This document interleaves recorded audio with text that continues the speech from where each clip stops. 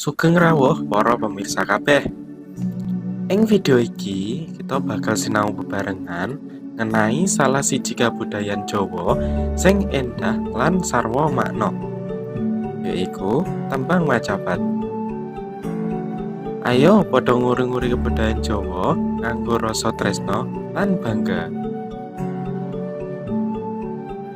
Tembang macapat iku salah siji wujud sastra tembang tradisional Jawa sing duweni aturan khusus. Ing struktur tembang macapat ana guru gatra, yaiku jumlah larik saben bait. Ana guru wilangan, yaiku cacahing wanda saben larik. Lan ana guru lagu, yaiku tibaning swara pungkasan saben larik. Tembang macapat ora mung kanggo nyenengake ati, nanging uga ngadhut piwulang urip saka lair nganti mati. Mula saben tembang duweni makna lan filosofi kang jero banget. Saben tembang duweni watak, filosofi lan panggonan dhewe-dhewe ing urip manungsa. Ana 11 tembang utama ing macapat. Lan saben siji nggambarake tahapan urip saka lair nganti mati.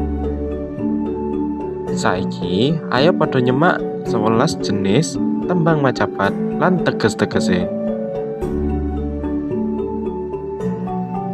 Sing nomor 1 yaiku Mas Kumambang. Maknane yaiku ngambari rasa sedih lan nelongso asring digandhengake karo bayi sing isih ana ing kandhutan utawa bayi sing lair durung ngerti urip. Guru gatrane tembang iki yaiku ana 4 gatra. Watake sedih, kuciwa, lan prihatin. Guru lagu lan guru wilangane yaiku 12I, 6A, 8I, lan 8A.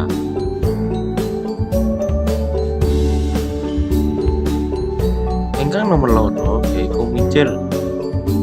Maknane gambarake lahire manungsa menyang donya wiwitan urip.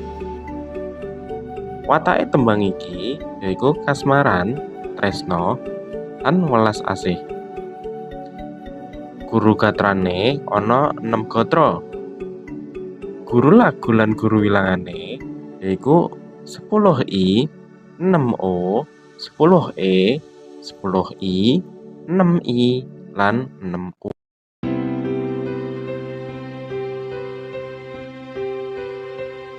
Ingkang nomor 3 yaiku Sinom. Maknane nggambarake masa muda, sinau, lan nggayuh cita-cita. Watake semangat, optimis, lan kabungahan.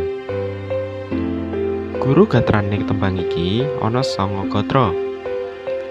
Guru lagu lan guru wilangane yaiku 8A, 8I, 8A, 8I, 7I, 8U, 7A, 8I, lan 12A.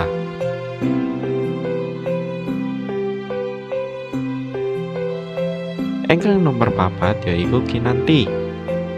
Maknane gambarane tuntutan lan pangaribawa cocok kanggo nasehat. Watake piwulang, panglipur, lan nasehat. Guru gatrane tembang iki ana 6 gatra.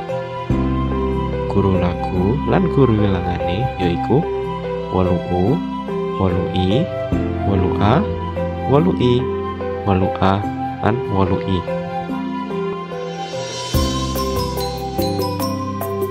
Ingkang nomor 5 yaiku Asmaradana. Maknane gambarake katresnan utawa rasa katresnan kang kadang kala lara. Watake romantis, asih, lan kangen.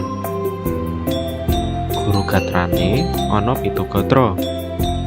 Guru lagu lan guru wilangane yaiku 8I, 8A, 8E, 8A, 7A, 8U, lan 8A.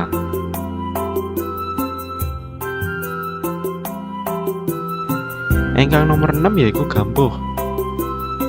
Maknane nggambarake keselarasan lan kecocokan. Asring digandhengake karo urip bebrayan. Watake tembang iki yaiku lembut lan ngajak rukun. Guru gatrane ana 5 gatra. Guru lagu lan guru wilangane yaiku 7U, 10U, 12I, 8U lan 8O.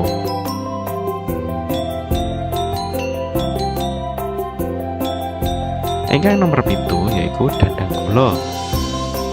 Maknane nggambarake kamulyan, kabungahan lan katentreman urip. Watake luhur, bungah, becik. Guru gatrane ana 10 gatra. Guru lagu lan guru wilangane yaiku 10I, 10A, 8E, 7U, 9I, 7A, 6U, 8A, 12I lan 7A.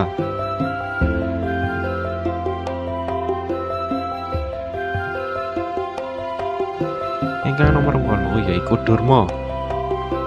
Maknane nggambarake semangat perang, amarah utawa kawaspadan. Watake gagah, semangat lan gageruh. Guru gatrane ana 7 gatra. Guru lagu lan guru wilangane yaiku 12A, 7I, 6A, 7A, 8I, 5A lan 7I.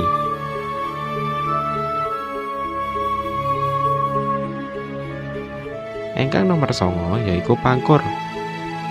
Maknane gambarane pangurip wong tuwa, kendhaleni nafsu lan nindakake kebajikan. Watake wicaksana lan ngalem.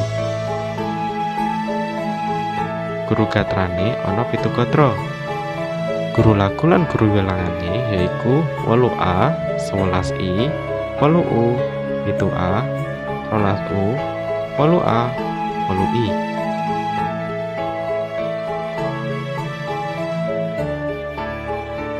Ingkang nomor 10 yaiku megatruh. Maknane gambarane pati utawa pisahe nyawa saka jasad. Watake tembang iki sedih nyawiji karo sang kolik. Guru gatrane ana 5 gatra. Guru lagu lan guru wilangane yaiku 12U, 8I, 8U, 8I lan 8O.